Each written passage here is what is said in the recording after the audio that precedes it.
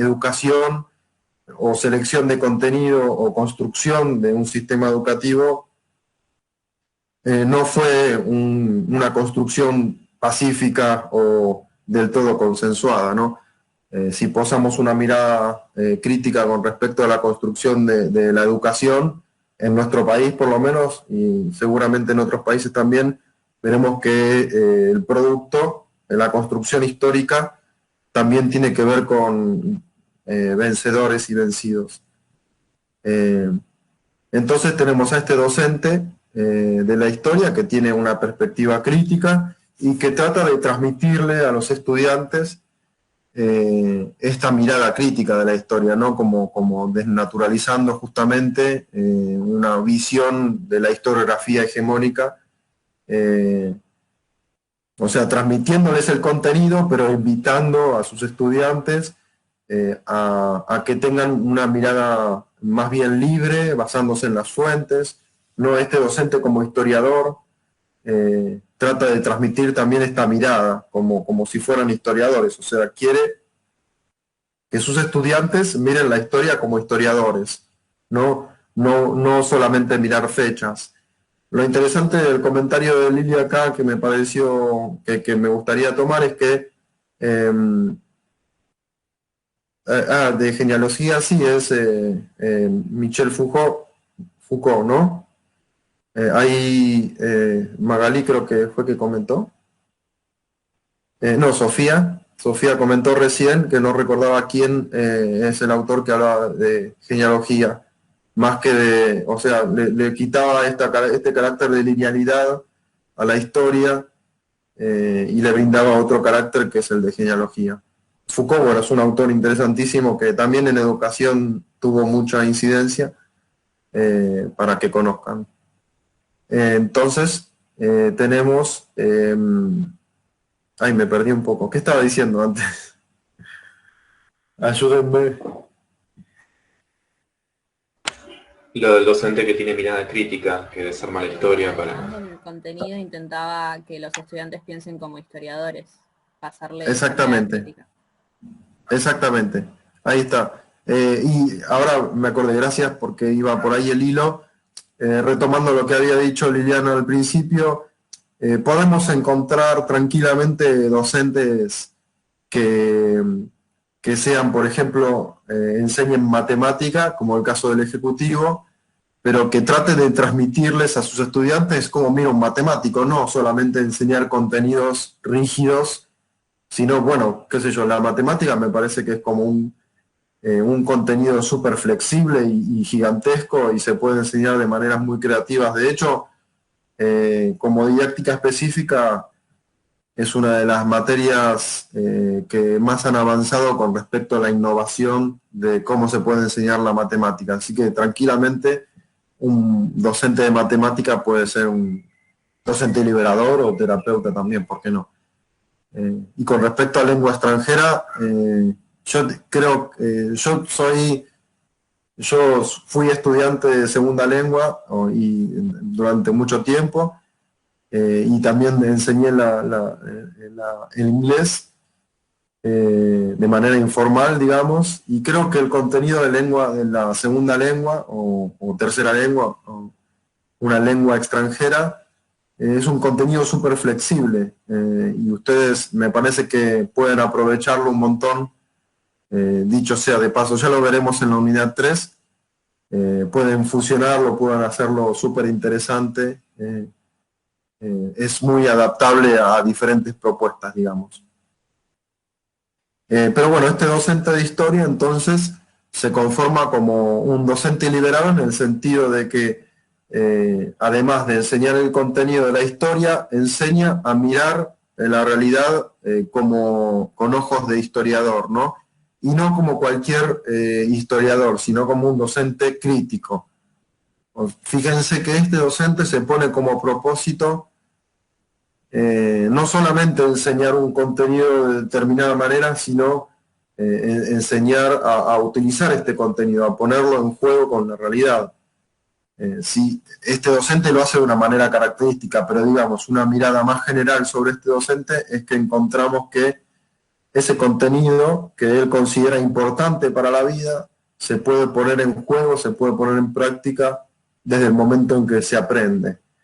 Sí, bueno, este docente está relacionado con una mirada crítica de la educación, por ejemplo, lo menciona a Paulo Freire como referente, y antes les decía que, bueno, esto tiene su incidencia en educación porque, por ejemplo, Paulo Freire, quizás lo hayan visto en pedagogía quienes lo hayan hecho, es un autor de finales del siglo pasado, que hizo una crítica con respecto a cómo el capitalismo toma a la educación, qué uso o cómo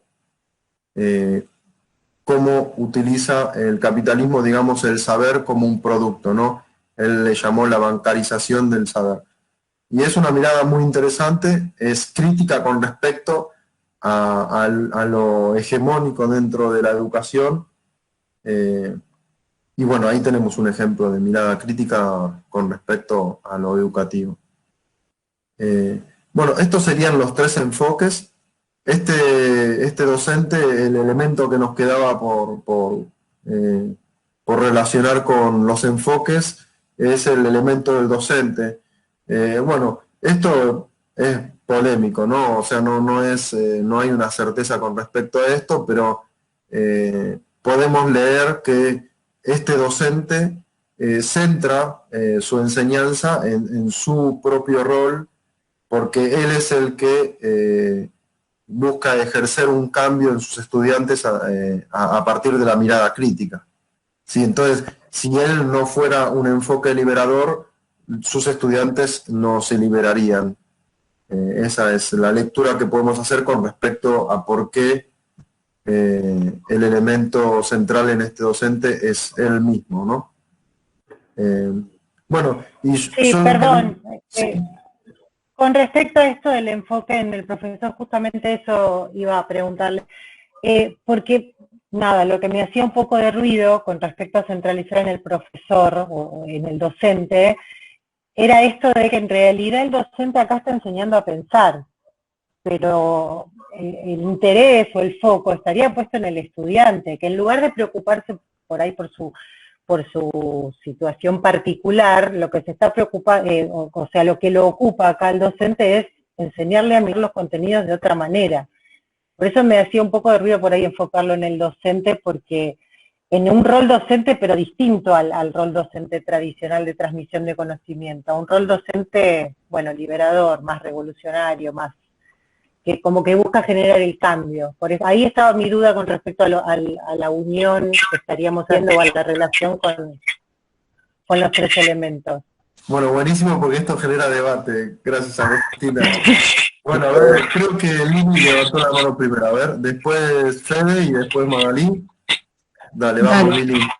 Me parece que lo que habría que pensar es que quizás no sea tan simple la cuestión, no es atribuir que el foco está puesto en el alumno o que el foco está puesto en el docente. En definitiva, el foco siempre pasa a través del docente. Lo que el docente va a tener que hacer es quizás preocuparse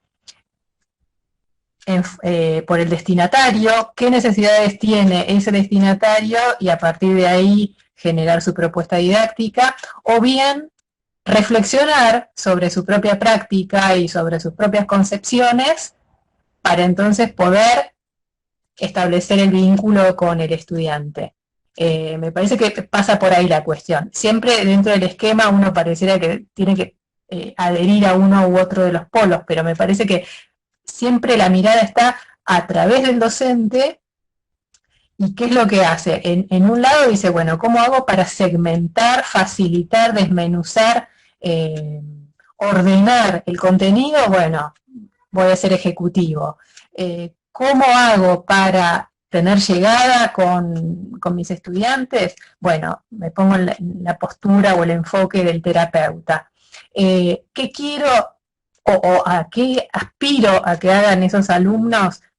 Que no por nada son alumnos mayores y con una temática particular, como es la historia, en el ejemplo, es esa ida y vuelta entre la teoría y la práctica, es la reflexión sobre las propias prácticas que tiene que hacer el docente. Me parece que pasa por ahí la cuestión. Perfecto, Lili, gracias. Y Fede, a ver, ¿querés compartirnos lo que querías decir? Sí, nada, totalmente de acuerdo. Además, con Agos me acordé de cuestiones, por ejemplo, de pedagogía y de psicología educacional en cuanto al conductismo. Me chocaba realmente esto de el docente liberador o con una mirada crítica que se pueda asemejar, o sea, que sea el centro, digamos, así como mismo se presenta el docente conductista o de la escuela tradicional, que también es el centro. O sea, si haría, digamos, un cuadrito comparatorio, ¿cómo puede ser de que ambos sean el centro? Por eso hay algo ahí que me choca. Y después, en cuanto a esto que decía Agos, de que el foco sería el pensamiento, me hacía, por ejemplo, acordar a cuestiones que vimos en filosofía, a ver, ya desde el pensamiento de Sócrates, de la idea de corromper a la juventud, de invitarlos a pensar, que era una idea que retomaba, creo, Michel Foucault, no, Badiou, en esto de, bueno, no me acuerdo el título de lo que leímos, pero retomaba lo mismo de Sócrates. Y creo que ahí el foco sería más bien esa cuestión sería, según lo que me surge, ¿no? El pensamiento, como bien dijo Agostina, y no, digamos, el docente. Invitarlos a su propia reflexión. Eso. Bueno, y Maga, ¿querés decir algo? No, sí, yo, o sea, es más que nada repetir lo que dijeron un poco, pero iba como a aclarar que, según lo veo yo, es como el enfoque del docente es más pensar cómo esa persona puede afectar en los demás, digamos, como decir, bueno, ¿qué puedo hacer yo para que los demás aprendan a pensar de otra manera o eso? O sea, las acciones propias, reflexionar en la propia acción. O sea, de todas las maneras, si se está enseñando, el enfoque va a estar de una manera u otra en los estudiantes, pero capaz en vez de enfocarse en el contenido, dicen, bueno, ¿de qué manera puedo accionar yo para que estos propósitos se cumplan? Como que lo miraba de esa manera, no de que sea como un docente más egoísta, digamos, sino que es más reflexivo de sus propias acciones. Bien, bueno, muchas gracias, Magali. Guillermo, Sí, decime. ¿puedo decir algo? Nada, en realidad quería comentar que adhiero con lo que decís, porque para mí sí el foco está en el docente, sobre todo porque no solo es un docente de historia, sino que también es un historiador. Y me parece que se diferencia con nosotros dos porque trata de crear alumnos a su imagen y semejanza. Es decir, entonces tiene muy presentes sus propias cualidades como profesional en la materia y quiere transmitirlas al estudiante. Y si uno compara este enfoque con los otros dos, tanto el ejecutivo como el terapeuta no trata de buscar un alumno terapeuta o un alumno ejecutivo, pero el liberador sí. Creo que desde este lado me parece que el foco sí está puesto en el docente. Bueno, muy interesante también lo que planteas, Alan. Coméntenme si alguien quiere hablar, interrúmpanme, cualquier cosa. Entendemos que esta es una lectura y cuando hablamos, recuerden, de enseñanza, estamos hablando de que necesariamente están los tres elementos ahí, digamos, presentes, ¿no? O sea, básicamente lo que podemos decir es que no puede haber enseñanza si alguno de estos elementos falta. Si hay una sola persona y tenemos un contenido, no hay enseñanza, porque no se está transmitiendo ese contenido. ¿Sí? Ya básicamente sería eso, o el contenido por sí mismo no tendría sentido sin la presencia del ser humano. O sea, el ser humano desarrolla, produce y aprende contenido, ¿no? En palabras de Brunner y de Vygotsky sería que la cultura es desarrollada y es aprendida desde el ser humano, ¿sí? El contenido mismo es producto de la existencia del ser humano, ¿sí? Entonces, estos tres elementos siempre están presentes. Nosotros básicamente lo que estamos haciendo, y esta es una lectura libre de cada uno de ustedes, o sea, me pareció muy interesante todas las lecturas que hicieron cada uno de ustedes. Podemos leer que hay mayor presencia de alguno de los elementos, y con esto lo que estamos haciendo básicamente es dar cuenta de esta riqueza entre la relación entre un elemento y otro. ¿Sí? Pensemos que para que seamos docentes, de alguna manera tenemos que creer que nosotros podemos transmitir un contenido y cambiar algo en el resto de los sujetos. Podemos conformarnos como docentes que damos mayor libertad a la expresión, o docentes que damos menos libertad a la expresión del estudiante, y uno y otro, ambos tipos de docentes, tenemos la creencia de que eso nos sirve para que los otros aprendan el contenido, ¿sí? Y esto depende muchísimo, la verdad es que enfoques en realidad, si nos ponemos a pensar, podría haber tantos como docentes existen, ¿no? O sea, cada docente es muy difícil de saber a cuál enfoque pertenece o qué innovaciones aportan a cada uno de los enfoques, ¿no? Creo que la actividad docente es una actividad muy subjetiva, y una de las características que creo que suceden en el docente es que no podemos dejar afuera del aula nuestras características personales, nuestras creencias, ¿no? ¿Hasta qué punto? Me pregunto. Entonces, digo, este docente que es historiador y que cree en su mirada, la transmite también con ese fervor, quizás, ¿no? Esto que en el texto de Inés Dussel, y ya bueno, empiezo a incorporar un poco de currículum, en el texto de Inés Dussel, vieron que habla de currículum explícito, currículum teórico y currículum real y oculto. Bueno, dentro de este currículum real y oculto encontramos también las características de los docentes. A ver, ¿qué es lo que nosotros como docentes transmitimos y quizás ni nos estamos dando cuenta, ¿no? ¿Qué es eso inconsciente que está detrás del contenido, que está detrás del docente? No, que pertenece a su personalidad, somos sujetos históricos, ¿no? Que nos construimos previamente al momento del dictado de la clase. Venimos con elementos morales, con cuestiones éticas que preexisten al momento de la clase y que van a estar presentes, ¿no? Recordemos también que la didáctica como disciplina nuestra, el campo del estudio de la didáctica, se centra más en el concepto de la enseñanza, que es el lugar del docente, es el lugar de la institución educativa, es el lugar del Estado y de las leyes que rigen a la enseñanza, y no tanto, no miramos con tanta atención lo que tiene que ver con el aprendizaje, porque eso lo hace otra disciplina. Sin embargo, tenemos que tener en cuenta qué sucede con el aprendizaje, ¿no? Desde la didáctica. Porque, bueno, recordemos que el texto de Basabe y Coles también nos dicen que la enseñanza es un intento, y que no controlamos todos los elementos para que ese aprendizaje suceda tal cual nos lo proponemos, ¿no? O sea, es un intento. Y a la vez estamos viendo que la enseñanza, el proceso de enseñanza y el proceso de aprendizaje son dos procesos paralelos, pero que están íntimamente ligados.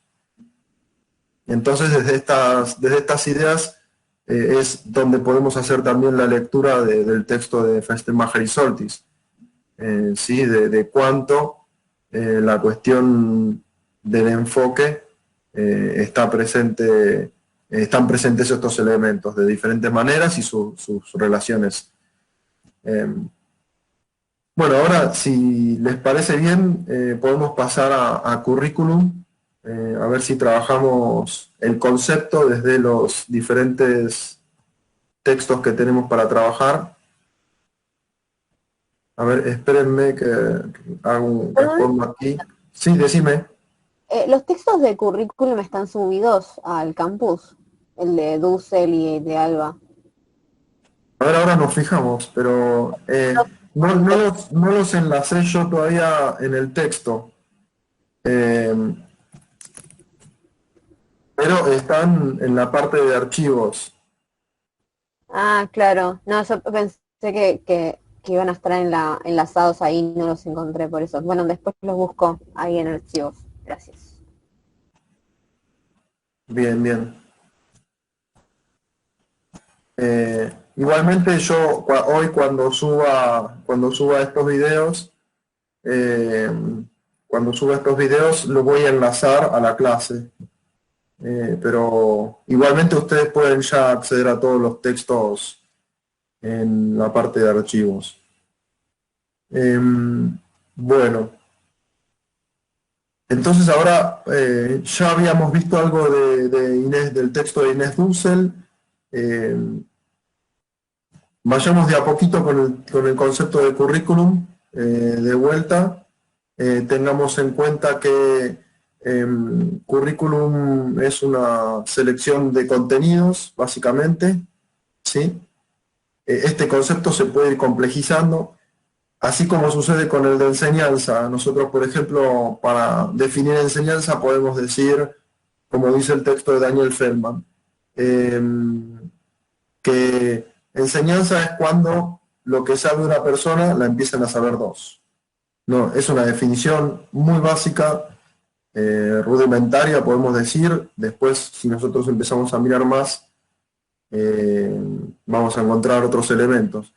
Lo mismo pasa con currículum. A ver, para que podamos empezar a entenderlo, en principio el currículum es una selección de contenidos, ¿sí?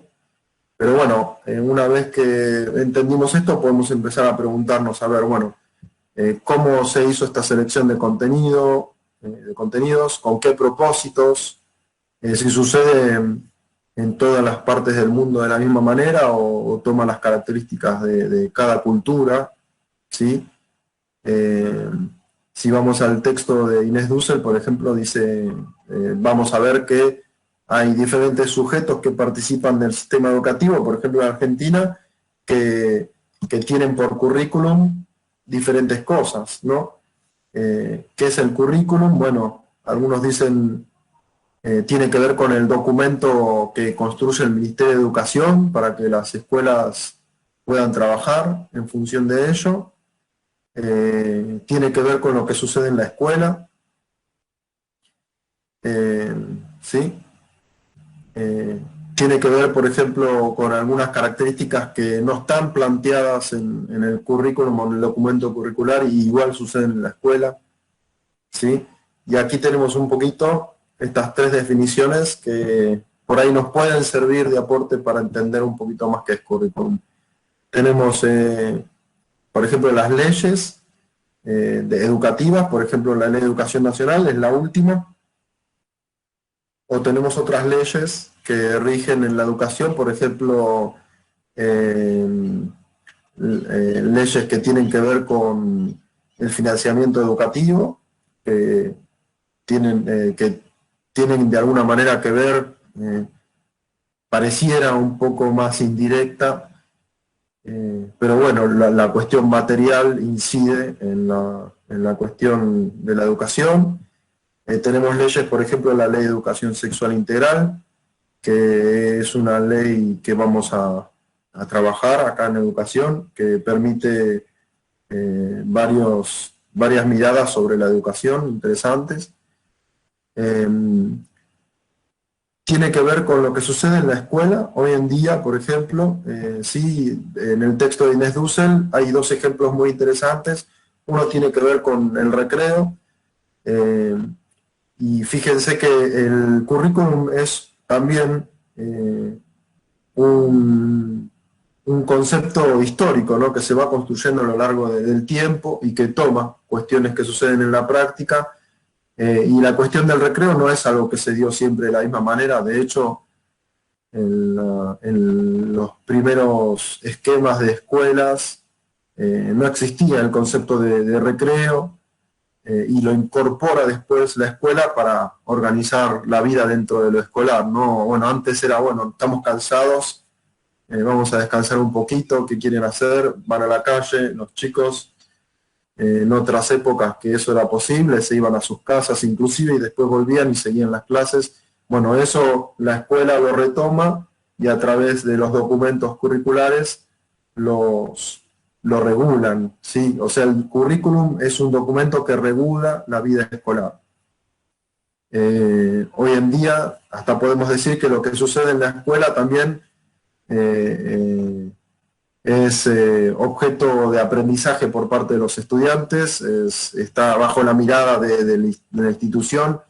Bueno, Michel Foucault, que lo mencionaron acá, diría que el patio de recreo es donde el panóptico escolar posa su mirada para controlar a los sujetos, a los cuerpos, ¿sí? Bueno, el banco escolar es ese objeto que corrige la postura, ¿sí? O sea, es esta mirada con respecto a la corrección de los sujetos, a esta homogeneización de los sujetos, sería una mirada crítica sobre el rol de la escuela, sobre los sujetos en la sociedad.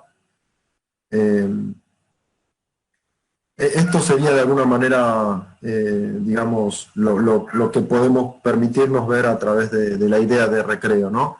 Cómo el currículum toma lo que sucede en la realidad y lo regula, lo devuelve regulado a través de los documentos curriculares. Y bueno, ¿cómo es que sucede esto? Porque el currículum no es una persona, no son, quizás son varias, pero bueno, aquí las personas que se dedican a construir estos documentos curriculares, que se juntan a debatir a ver cuáles son las cuestiones que hay que corregir de la vida escolar, son los que construyen estos documentos, a veces resistidos por la población. Entonces esa resistencia también trabaja sobre el currículum y la modifica. Ahora me pareció, no sé si se enteraron, pero hubo un suceso bastante interesante en Ciudad de Buenos Aires, donde el gobierno de la ciudad intervino una escuela que tiene una cooperadora, que funciona como una cooperadora que es bastante eficaz. Por ejemplo, una de las cosas que corrigen es el alimento que reciben los chicos en la escuela, que es muy criticado por las personas y los sindicatos, ¿no? Las personas que llevan a sus hijos a la escuela pública y los sindicatos, y esta escuela tiene una cooperadora que funciona muy bien y administra su propio alimento y tiene otros beneficios que otras escuelas públicas que no tienen cooperadora no tienen. Y bueno, el gobierno de la ciudad intervino en esa cooperadora, y esto es desde esta lectura que podemos hacer del currículum, es, bueno, hasta qué punto el Estado, como ese sujeto que revisa y regula, desde el currículum tiene la posibilidad de intervenir, cuánto puede intervenir, cuánto no, ¿no? Ahí siempre hay una lucha, hay un avance y un retroceso con respecto a los derechos y con respecto a la intromisión del Estado, digámoslo de esta manera. Sí, entonces, ahí tenemos cómo funciona el currículum. También el currículum es una herramienta conceptual a través de la cual podemos analizar la historia.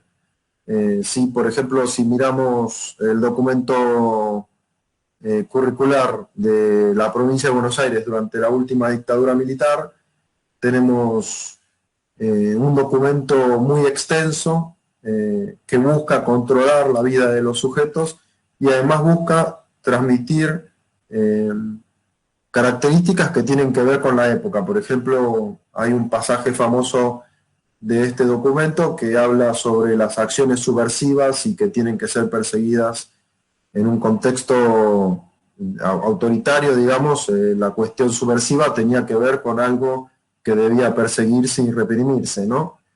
y buscaba, a través de un documento curricular, buscar complicidad dentro del sector docente también para, digamos, perseguir la subversión, ¿no? Tenemos, lo digo como ejemplo en el sentido de que tenemos al currículum como esta herramienta conceptual para poder comparar diferentes documentos curriculares, ¿sí? Y fíjense cómo este documento en particular, un documento surgido de una época de autoritarismo, cómo busca regular la vida escolar a tal punto, ¿no?, de revisar estas cuestiones que tienen que ver con lo ideológico. Y también podemos irnos más atrás en el tiempo, en la época fundacional de la Argentina, cuando estaba construyéndose el Estado moderno, en la Argentina, cuando aparece un sistema educativo, y cuáles son los objetivos del sistema educativo en aquella época. En principio, homogeneizar a una población heterogénea. Una de las características que tomó esta homogeneización es buscar transmitir o enseñar un idioma único, ¿no?, que sería el español. O sea, entendamos que la Argentina en algún momento recibió inmigrantes que provenían más que nada de Europa, y ahí teníamos gente que hablaba en italiano, en alemán, en inglés, ¿no? Entonces el Estado argentino se propuso que todas las personas aprendieran un único idioma, el español, para poder entenderse, ¿no? Homogeneizar estos sectores, ¿sí? A ver.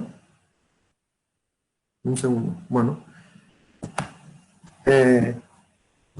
Sí, hay otros elementos, también la cuestión de los símbolos patrios, ¿no? También para homogeneizar desde ese lugar, como sean también hábitos, ¿no? Que tenían que ver quizás con constituir un sujeto que pueda ser útil en una industria naciente, ¿no? Sujetos o mano de obra, ¿no?, que respondieran a estas características y pudieran incorporarse, digamos, al mercado laboral naciente en la Argentina. Una cuestión que fue muy debatida durante esta época fue si la educación, si en la educación del Estado intervenía la educación religiosa, como venía siendo hasta ese momento, o si era laica. Bueno, este debate fue muy candente, que generó mucha división dentro de los sectores hegemónicos. Pensemos que en aquella época los sectores hegemónicos eran representados por muchas menos personas de las que podemos imaginarnos que sucede hoy en día, pero por ejemplo el sector de la iglesia estaba representado por algunos sectores y trataron de seguir interviniendo en la educación como venían haciéndolo. O sea, la Iglesia Católica en la Argentina, previa a 1880, ¿no?, desde la conquista en adelante, intervino en la educación de los sujetos de una manera, bueno, desde la moral, ¿no?, enseñar los preceptos de la Iglesia Católica. Y a partir de eso también, bueno, enseñaban otras cuestiones. Como actor social, la Iglesia siempre fue como primera educadora, así se presentaba también a sí misma en el debate, pero bueno, en el sector hegemónico, el sector burgués hegemónico, digamos, que de la naciente Argentina, logró evitar que la religión también sea enseñada a cargo del Estado, digamos, ¿no? Porque tenían otras prioridades.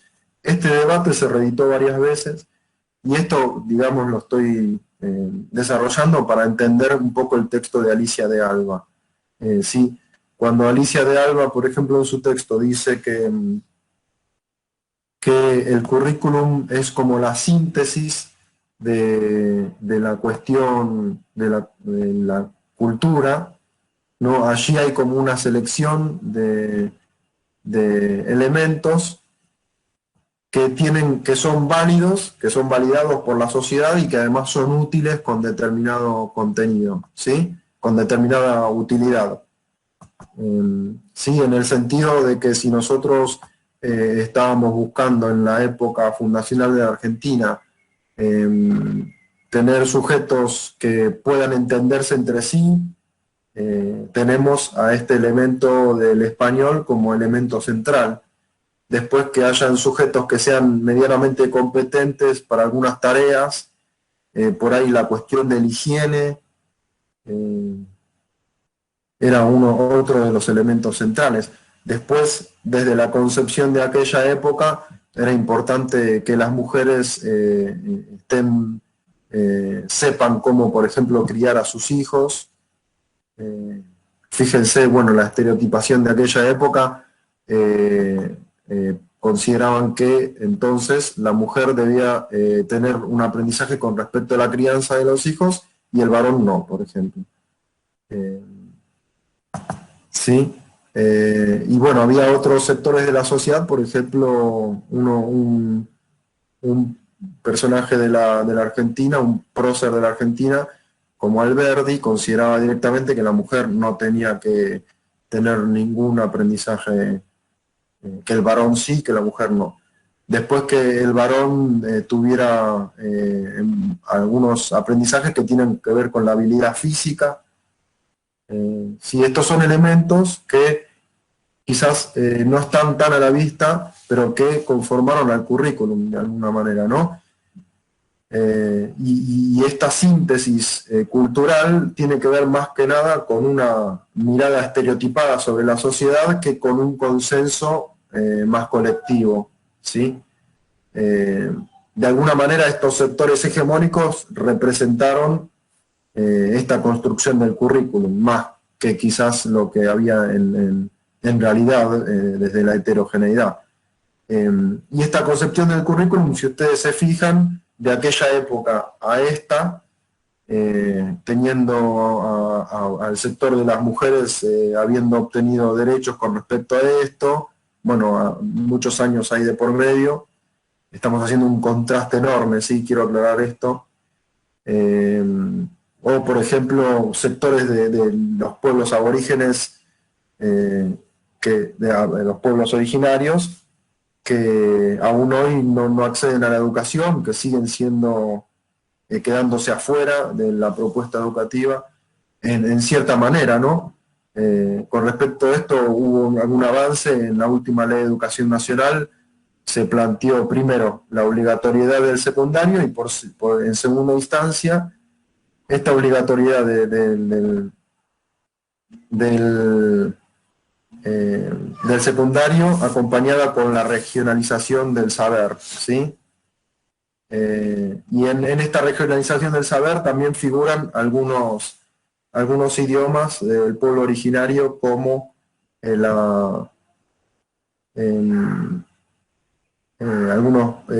como el Colla o el Mapuche, ¿no?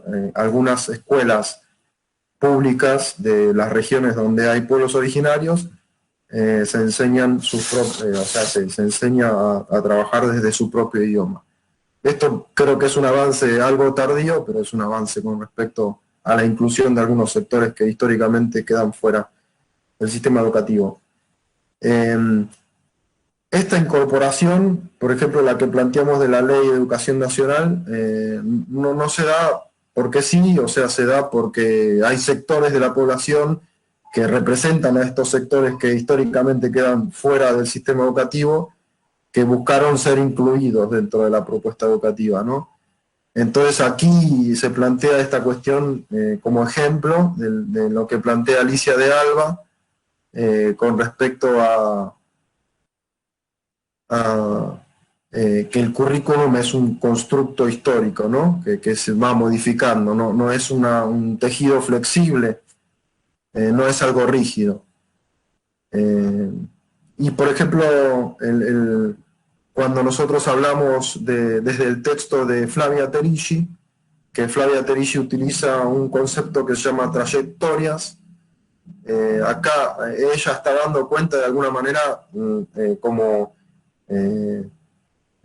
básica, digamos, de por qué el sistema educativo también se conforma como un sistema expulsivo, básicamente, ¿no? En principio, la trayectoria teórica, estamos mirando a ver los sujetos que participan del sistema educativo desde el lugar del aprendizaje, cómo la escuela plantea una trayectoria teórica y qué sucede en la realidad. Y este texto me parece muy interesante en el sentido de que también nos da una mirada crítica con respecto a lo que tenemos naturalizado por cómo son las trayectorias. O sea, tenemos la trayectoria teórica escolar, tiene que ver con la anualización del saber, con la gradualización del saber, ¿no? Y bueno, ya hace mucho tiempo venimos viendo que hay sectores que tienen este derecho vulnerado, digamos, y como el Estado es garante de este derecho, lo que está sucediendo cuando miramos la trayectoria real es que hay sectores que están siendo expulsados del sistema educativo, no por sus propias características. Estamos poniendo el acento en las características del sistema educativo, no en el sujeto, ¿no? ¿Me explico?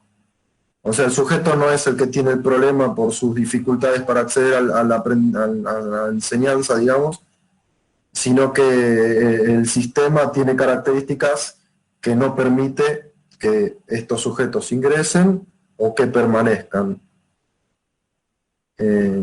Entonces, aquí trayectorias nos permiten ver dos cosas. Primero, tener una mirada crítica con respecto a la propuesta educativa. A ver, es un invento que tiene sus consecuencias, que el saber se pueda gradualizar y se pueda anualizar, por ejemplo, ¿no? Puede ser eficaz en cierto sentido, pero tiene sus consecuencias negativas porque expulsa a algunos sujetos. Sí, y esto lo vemos cuando miramos desde este concepto de trayectoria real. Si esto se comprende, venimos bien, ¿sí? Con estas lecturas que venimos haciendo. Bueno, con respecto al texto de Alba, que me quedé un poquito cortito por ahí, vieron que también, además de esta definición básica que hace de Alba con respecto a la síntesis de la cultura, que tiene que ver con diferentes elementos, también al construir currículum, se construye a partir de documentos que tienen diferentes jerarquías, ¿no? Que tienen diferentes niveles de concreción. Y a esto me refiero cuando hablamos de las leyes que tienen alcance nacional y los documentos que están por debajo de estas leyes tienen que responder, no pueden contradecir a las leyes de alcance nacional. Así como los ministerios de todas las jurisdicciones se juntan con el ministro de Educación Nacional y constituyen documentos curriculares que responden a la ley nacional, lo que sucede en las escuelas y lo que hacen los docentes no puede contradecir a esos documentos curriculares, ¿sí? Me gusta la cara de Flavia porque sí, seguramente que tenemos ejemplos para mencionar. Y bueno, acá es cuando se vuelve muy interesante la cuestión. Un ejemplo que me gusta traer y que además lo vamos a seguir utilizando el resto de la cursada es la Ley de Educación Sexual Integral, que es a pesar de que es una ley que ya tiene vigencia, incluso desde el 2006, es una ley muy resistida, es una ley que se votó en el Congreso, que tuvo sus resistencias al momento de ser votada, y que sin embargo años después tenemos amplios sectores de la sociedad, o sectores que representan, que son representantes en las cámaras,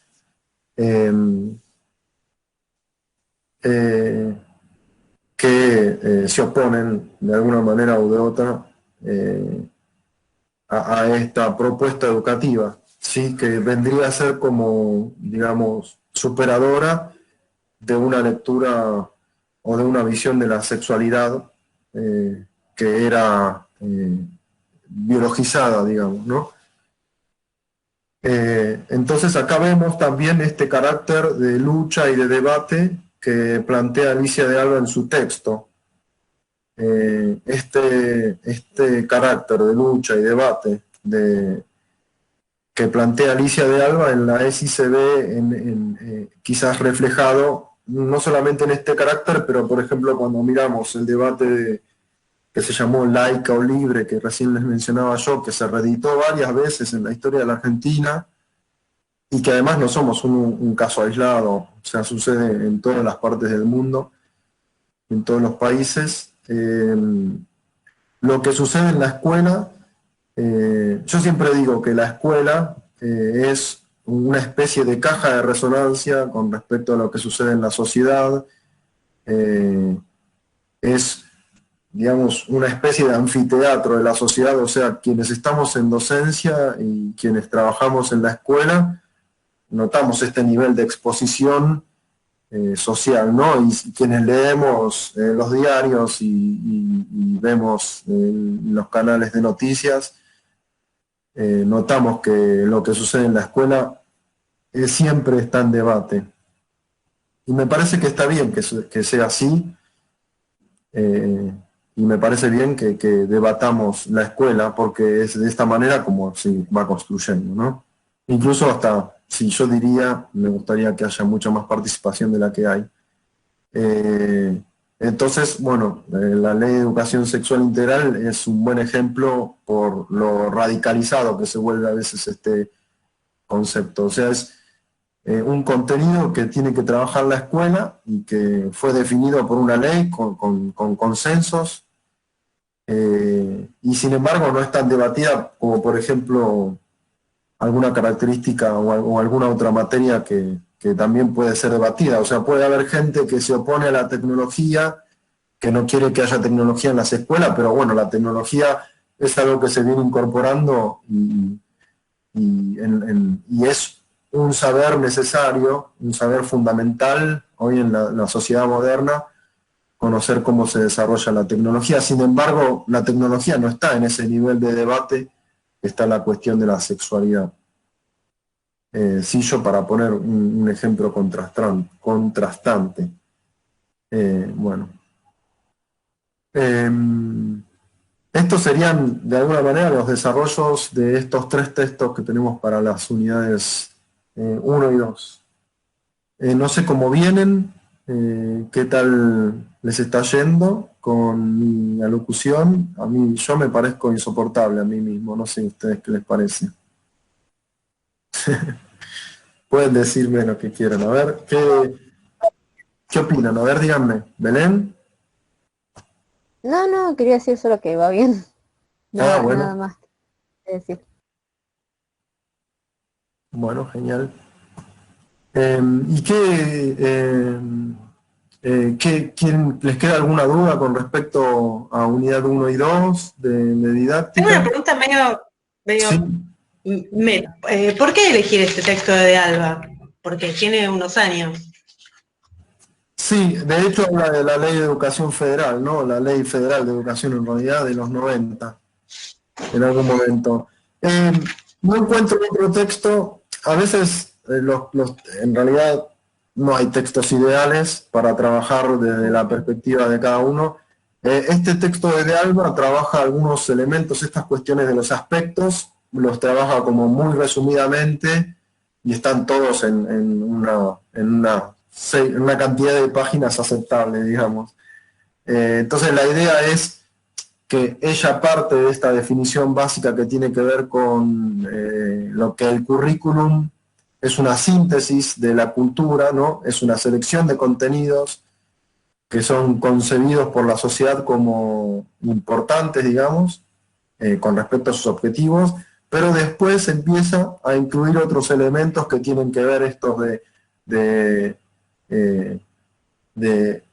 cuán debatidos son esta selección de contenidos y cómo se manifiesta el currículum como un concepto histórico, ¿no? Que se va construyendo a lo largo de la historia, y además plantea esta cuestión de la concreción, ¿no? De las jerarquías entre unos documentos y otros, ¿no?